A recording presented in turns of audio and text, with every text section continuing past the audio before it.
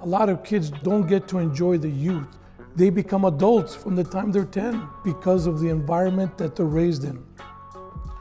When we do come-togethers, and these kids now can laugh, can, be kids and run and not have the fear of being shot or being chased or being bullied, you see the change. These young men have never experienced a rites of passage where they're able to say, oh, I'm going from a young boy to a young man and now have responsibilities in the community. So because of the lack and the disconnect to our indigenous culture, what has filled in that void is gangs.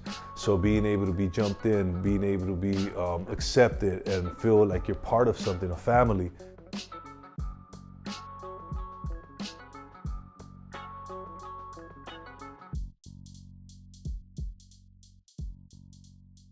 So I went to the Army, came back, and a lot of the youngsters were growing up.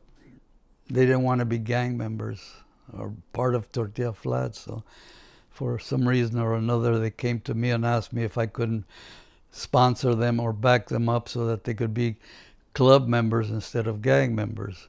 So that's how the Honey Drippers came into being, those guys there, with me on the corner. Off of getting involved with the kids, I started thinking that I didn't have to be a bad person after all. I could do this thing, and it was kind of funny to me that I was able to motivate them, and so that was the beginning of it. I was taking my neighborhood. I was born in Lopez Maria, and I was taking them to up into the wilderness, where they come together. In the past, it was more of an informational type of a thing. And for mine was my transformational type of a programa. I grew up in East Los Angeles. I became involved in gangs when I was about 14 or 15 years of age. Fortunately, I was able to meet Mike Duran, who was working for group guidance at the time, and he would not give up. I think armed robbery was my first charge. Grand Theft Auto after that, at burglary after that, and I was put on probation. My probation officer, Grace Reeves, required me to attend a come-together, actually in this here office. Mike Duran, Leo Cortez, and Ismael Pereira were running the come-together, and even though I didn't know anybody and didn't really like the neighborhood some of them represented, I still participated. Mike Duran was actually my probation officer in camp. And as fate would have it, Mike Duran actually helped me turn my life around. And I thank him to this day for that. I got started early having kids. I was 18 years old when I was born. Because I thought I was a man. I thought I could hang out here on the streets. I played varsity football. I'm a tough guy. Dudes older than me talk crap. I can take care of them. And I can handle raising a family.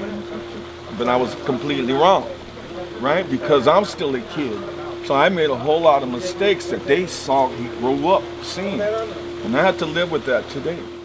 Right now, there's very few people that are doing this kind of work. This program is for that, to teach them how to let things go, and so they could progress. We're trying to get them to see that in the future, they've got opportunities and not just be stuck on where you're at right now, which most of us do. The fact is that for every incarcerated person, they are making $62,000 a year. And at 16, 17, 18, 19, 20, expectancy of a current life, American citizen life, is to 78 years old. If you're gonna survive for 60 years, or 58 or 55, you're gonna be worth $3 to $3.5 million.